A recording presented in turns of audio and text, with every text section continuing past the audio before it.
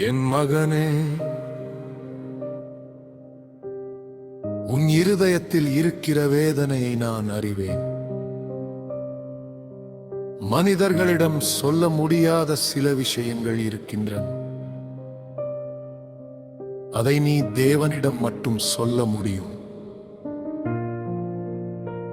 உன்னை அவரிடம் ஒப்புக்கொடு, அவர் உனக்கு வழியை காட்டுவார். உன் மாம்சம் பலவீனமானது, ஆனால் உன் ஆவி விரும்புகிறது. அதனால் பாவத்திலிருந்து விலகி நட.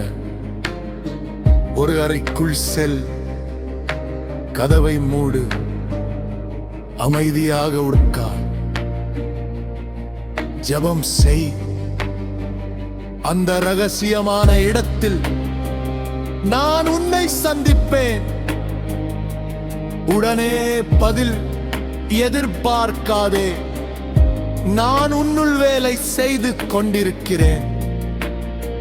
இந்த போராட்டங்கள் தற்காலிகமானவை, ஆனால் அது உன்னை பலமாக்குகிறது. நான் உன்னைக்கரிய காரியங்களுக்கு யார் செய்கிறேன். அதனால் பயப்படாதே, திடமாக இரு, தைரியமாக இரு, தைரியமாக இரு, தைரியமாக இரு. உன் இருதயம் கலங்காதிருக்கட்டும்.